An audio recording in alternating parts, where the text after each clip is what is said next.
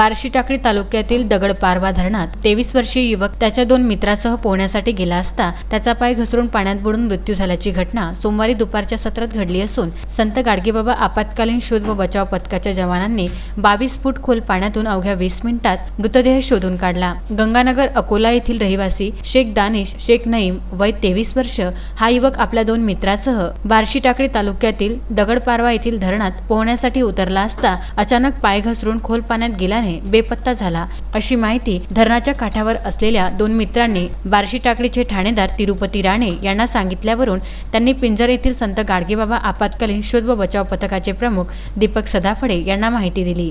त्यांनी त्वरित search operation सुरू केले। दीपक सदाफळे यांनी धरणात तळाशी उडी घेऊन बुडाशी असलेला मृतदेह वर काढला। दानिश हा सुशिक्षित आणि तल्लख बुद्धीचा होता। लॉकडाऊनच्या काळात अकोल्याला परत आला। मित्रासोबत आनंद लुटण्याच्या उद्देशाने धरणावर पोहण्यासाठी गेला आणि दुर्दैवाने ही घटना घडली। वाहतूक पोलीस सेवेत कार्यरत सिपायाचा मुलगा अचानक निघून गेल्याने अकोल्यात व पोलीस दलात सर्वत्र हळहळ व्यक्त करण्यात येत आहे। बाळासाहेब गणोरकर, विदर्भ न्यूज, मूर्तिजापूर।